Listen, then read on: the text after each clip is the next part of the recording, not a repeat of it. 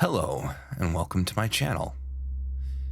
Today, we're going to be reading one of H.P. Lovecraft's most perplexing stories, and a story from which this channel derives its name. And so I thought, as the first video into our journey into the dark, we would start with a real classic that just so happens to have gone into the public domain recently. So, let us begin. The Music of Erich Zann by H.P. Lovecraft. I have examined maps of the city with the greatest care, yet have never again found the Rue d'Arcy. These maps have not been modern maps alone, for I know that names change. I have, on the contrary, delved deeply into all the iniquities of the place, and have personally explored every region of whatever name which could have possibly answered to the street I knew as the Rue d'Arcy. But despite all I have done, it remains a humiliating fact that I cannot find the house, the street, or even the locality where during the last months of my impoverished life as a student of metaphysics at the university, I heard the music of Erich Zann. That my memory is broken, I do not wonder, for my health, physical and mental, was gravely disturbed throughout the period of my residence in the Rue d'Arcy, and I recall that I took none of my few acquaintances there. But that I cannot find the place again is both singular and perplexing, for it was within a half-an-hour walk of the university, and distinguished by particularities which could hardly be forgotten by anyone who had been there. I have never met a person who has seen the Rue d'Arcy. The Rue d'Arcy lay across a dark river bordered by precipitous brick-blear-windowed warehouses, and spanned a ponderous bridge of dark stone. It was always shadowy along that river, as if the smoke of the neighboring factories shut out the sun perpetually. The river was also odorous with evil stenches, which I have never smelt elsewhere, which may, someday, help me find it, since I should recognize them at once. Beyond the bridge were narrow cobbled streets with rails, and then came the ascent, at first gradual, but incredibly steep as the Rue d'Arcy was reached. I have never seen another street as narrow and as steep as the Rue d'Arcy. It was almost a cliff, closed to all vehicles, consisting in several places of flights of steps, and ending at the top in a lofty ivied wall. Its paving was irregular, sometimes stone slabs, sometimes cobblestones, and sometimes bare earth with struggling greenish-gray vegetation. The houses were tall, peaked-roofed, incredibly old, and crazily leaning backward, forward, and sideways. Occasionally, an opposite pair both leaning forward almost met across the street like an arch, and certainly they kept most of the light from the ground below. There were a few overhead bridges from house to house across the street. Inhabitants of that street impressed me peculiarly. At first, I thought it was because they were all silent and reticent, but later, I decided it was because they were all very old. I do not know how I came to live on such a street, but I was not myself when I moved there. I had been living in many poor places, evicted always for want of money, until at last I came upon the tottering house in the Rue d'Arcy, kept by the paralytic Blando. It was the third house from the top of the street, and by far the tallest of them all, the only inhabited room there, since the house was almost empty. On the night I arrived, I heard strange music from the peat garret overhead, and the next day asked old Blando about it. He told me it was an old German viol player, a strange, dumb man, who signed his name as Erich Zann, and who played evenings in a cheap theater orchestra, adding that Zann's desire to play in the night after his return from the theater was the reason he had chosen this lofty and isolated garret room, whose single gable window was the only point on the street from which one could look over the terminating wall at the declivity and panorama beyond. Thereafter, I heard Zann every night, and although he kept me awake, I was haunted by the weirdness of his music. Knowing little of the art myself, I was certain that none of the harmonies had any relation to music I had heard before, and concluded that he was a composer of highly original genius. The longer I listened, the more I was fascinated, until after a week I resolved to make the old man's acquaintance. One night, as he was returning from his work, I intercepted Zann in the hallway and told him that I would like to know him and be with him when he played. He was a small, lean, bent person with shabby clothes, blue eyes, grotesque, satyr-like face, and nearly bald head. And at my words, seemed both angered and frightened.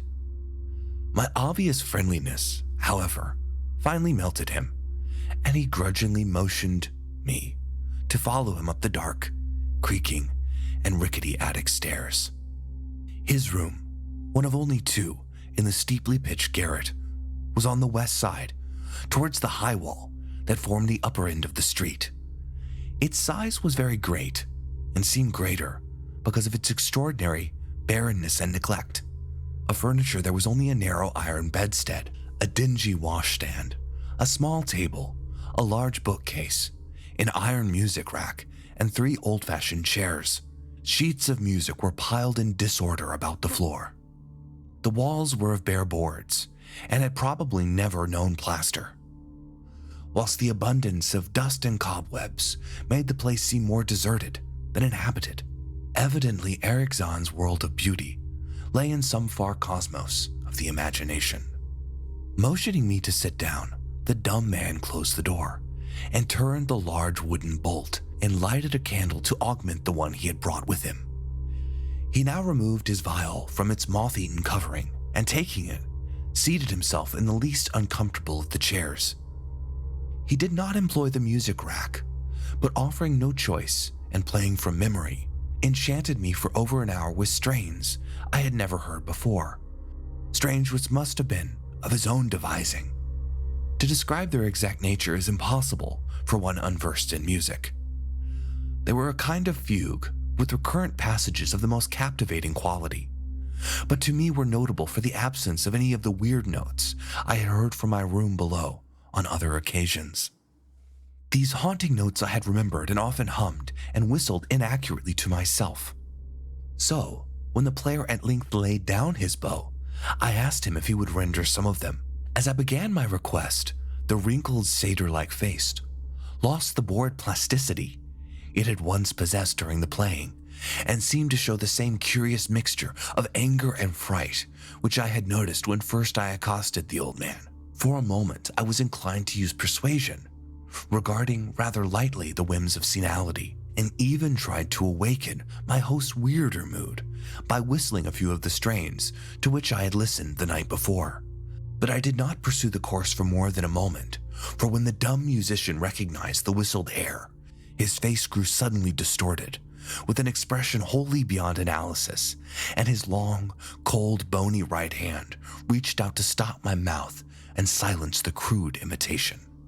As he did this, he further demonstrated his eccentricity by casting a startled glance towards the lone curtained window, as if fearing of some intruder, a glance doubly absurd, since the garret stood high and inaccessible above all adjacent roofs, this window being the only point on the street step, as the concierge had told me, from which one could see over the wall at the summit. The old man's glance brought Blando's remark to mind, and with a certain capriciousness, I felt a wish to look over the wide and dizzying panorama of moonlit roofs and city lights beyond the hilltop, which of all the dwellers in the Rue d'Orsay, only this crabbed musician could see.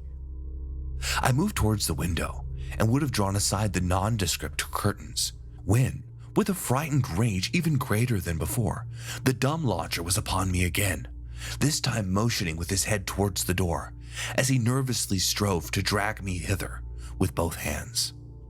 Now, thoroughly disgusted with my host, I ordered him to release me and told him I would go at once. His clutch relaxed, and he saw my disgust and offense. His own anger seemed to subside. He tightened his relaxing grip, but this time in a friendly manner, forcing me to a chair. Then, with an appearance of wistfulness, crossing to the littered table, where he wrote many words with a pencil in the labored French of a foreigner. The note, which he finally handed me, was an appeal for tolerance and forgiveness. Zann said he was old, lonely, and afflicted with strange fears and nervous disorders connected with his music and other things. He had enjoyed my listening to his music and wished I would come again and not mind his eccentricities.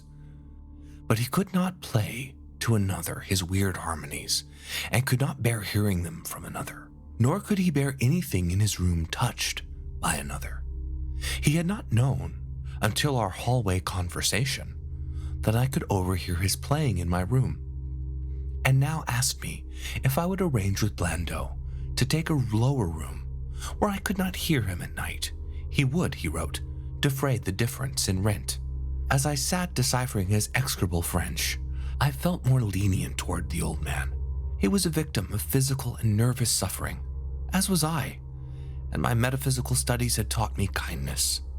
In the silence there came a slight sound from the window. The shutter must have rattled in the night wind, and for some reason, I startled almost as violently as did Erich's Zann. So when I had finished my reading, I shook my host's hand and departed as a friend. The next day, Blando gave me a more expensive room on the 3rd floor between the apartments of an aged moneylender and the room of a respected upholsterer. There was no one on the 4th floor. It was not long before I found Zann's eagerness for my company was not as great as it had seemed when he was persuading me to move down from the 5th story. He did not ask me to call on him, and when I did, he appeared uneasy and played listlessly. This was always at night. In the day he slept and would admit no one. My liking for him did not grow, though the attic room and the weird music seemed to hold an odd fascination for me. I had a curious desire to look out of that window, over the wall and down the unseen slope at the glittering roofs and spires which must lie outspread there. Once, I went up to the garret during theater hours when Zann was away, but the door was locked. What I did succeed in doing was to overhear the nocturnal playing of the dumb old man. At first, I would tiptoe up to the 5th floor.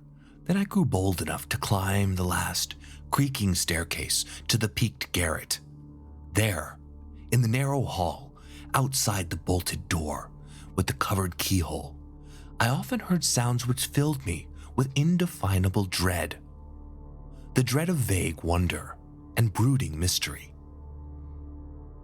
It was not that the sounds were hideous, for they were not, but they held vibrations suggesting nothing on the globe of Earth, and that, at certain intervals, they assumed a symphonic quality which I could hardly conceive of as produced by one player. Certainly Erich Zann was a genius of wild power. As the weeks passed, the playing grew wilder, whilst the old musician acquired an increasing haggardness and furtiveness pitiful to behold. He refused to admit me at any time, and shunned me whenever we met on the stairs. Then, one night, as I listened at the door, I heard the shrieking viol swell into a chaotic babble of sound, a pandemonium which would have led me to doubt my own shaking sanity had it not come from behind that barred portal, a piteous proof that the horror was real, the awful inarticulate cry which only a mute can utter, and which rises only in moments of the most terrible fear or anguish. I knocked repeatedly at the door, but received no response. Afterwards I waited in the black hallway, shivering with cold and fear, till I heard the poor musician's feeble effort to rise from the floor by the aid of a chair. Believing him just conscious after a fainting fit, I renewed my rapping, at the same time calling out his name reassuringly. I heard Zann stumble to the window and close the shutter and the sash. then stumbled to the door, which he falteringly unfastened to admit me. This time his delight at having me present was real, for his distorted face gleamed with relief, while he clutched at my coat as a child clutches at its mother's skirts. Shaking pathetically, the old man forced me into a chair whilst he sank into another, beside which his viol and bow lay carelessly on the floor. He sat for some time inactive, nodding oddly, but having a paradoxical suggestion of intense and frightened listening. Subsequently, he seemed to be satisfied, and crossing to a chair by the table wrote a brief note, handed it to me, and returned to the table, where he began to write rapidly and incessantly. The note implored me, in the name of mercy, and for the sake of my own curiosity, to wait where I was while he prepared a full account, in German, of all the marvels and terrors which beset him. I waited as the dumb man's pencil flew. It was perhaps an hour later, while I waited and while the old musician's feverishly written sheets still continued to pile up, that I saw Zann start, as from the hint of a horrible shock. Unmistakably, he was looking at the curtained window and listening, shudderingly. Then I half fancied I heard a sound myself, though it was not a horrible sound, but rather an exquisitely low and infinitely distant musical note, suggesting a player in one of the neighboring houses, or in some abode beyond the lofty wall, over which I had never been able to look. Upon Zann, the effect was terrible, for dropping his pencil suddenly, he rose, seized the viol, and commenced to rend the night with the wildest playing I had ever heard from his bow, save when listening at the barred door. It would be useless to describe the playing of Erich Zann on that dreadful night. It was more abrupt than anything I had ever overheard, because I could now see the expression of his face and could realize that this time the motive was stark fear. He was trying to make a noise, to ward something off or to drown something out. What, I could not imagine, awesome though I felt it must be. The playing grew fantastic, delirious, hysterical, and yet kept to the last the qualities of supreme genius, which I knew this strange old man possessed. I recognized the air. It was a wild Hungarian dance, popular in the theaters, and I reflected for a moment that this was the first time I had heard Erich Zann play the work of another composer. Louder, wilder, and wilder mounted the shrieking and whining of that desperate viol. The player was dripping with an uncanny perspiration and twisted like a monkey, always looking frantically at the curtained window. In his frenzied strains, I could almost see shadowy satyrs and bacchanals dancing and whirling insanely through the abysses of clouds and smoke and lightning. And then I thought I heard a shriller, steadier note that was not from the viol, a calm, deliberate, purposeful mocking note from far away in the west. At this juncture, the shutter began to rattle in a howling night wind which sprung up from outside as if in answer to the mad playing within. Zann's screaming viol now outdid itself, emitting sounds I never thought a viol could emit. The shutter rattled more loudly, unfastened, and commenced slamming against the window. Then the glass broke, shiveringly under the persistent impacts, and the chill wind rushed in, making the candles sputter and rustling sheets of paper where Zann had begun to write out his horrible secret. I looked at Zann and saw that he was beyond conscious observation. His blue eyes were bulging, glassy and sightless, and the frantic playing had become a blind, mechanical, unrecognizable orgy that no pen could even suggest. A sudden gust, stronger than the others, caught up the manuscript and bore it towards the window. I followed the flying sheets in desperation, but they were gone before I reached the demolished panes. Then I remembered my old wish to gaze from this window, the only window in the Rue d'Arcet from which one might see the slope beyond the wall and the city outspread beneath. It was very dark, but the city's lights always burned, and I expected to see them there amidst the rain and wind. Yet, when I looked from the highest of all gabled windows, looked while the candles sputtered and the insane viol howled with the night wind, I saw no city spread below, and no friendly windows gleamed from remembered streets, but only the blackness of space illimitable, unimagined, space alive with motion and music, and having no semblance of anything on earth. And as I stood there looking in terror, the wind blew out both the candles in the ancient peaked garret, leaving me in savage and impenetrable darkness, with chaos and pandemonium before me and the demon madness of that night-baying vial behind me. I staggered back in the dark, without the means of striking a light, crashing against the table, overturning a chair, and finally groping my way to the place where the blackness screamed with shocking music. To save myself and Erich Zann, I could at least try, whatever the powers opposed to me. Once I thought some chill thing brushed me, and I screamed, but my scream could not be heard above the hideous vial. Suddenly, out of the blackness, the mad sawing bow struck me, and I knew I was close to the player. I felt a head touch the back of Zann's chair, and then found and shook his shoulder in an effort to bring him to his senses. He did not respond, and still the vial shrieked on without slackening. I moved my hand to his head, whose mechanical nodding I was able to stop, and shouted in his ear that we must both flee from the unknown things of the night. But he neither answered nor abated the frenzy of his unutterable music, while all through the garret the strange currents of wind seemed to dance in the darkness and babble. When my hand touched his ear, I shuddered, though I knew not why.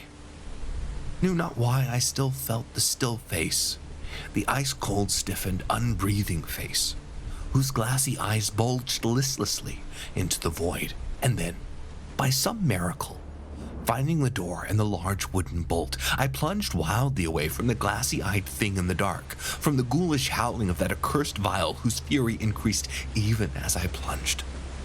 Leaping, floating, flying down those endless stairs through the dark house, racing mindlessly out into the narrow, steep, and ancient street of steeps and tottering houses, clattering down steps and over cobbles to lower streets and putrid cannon-walled river, panting across the great dark bridge to the broader, healthier streets and boulevards we all know.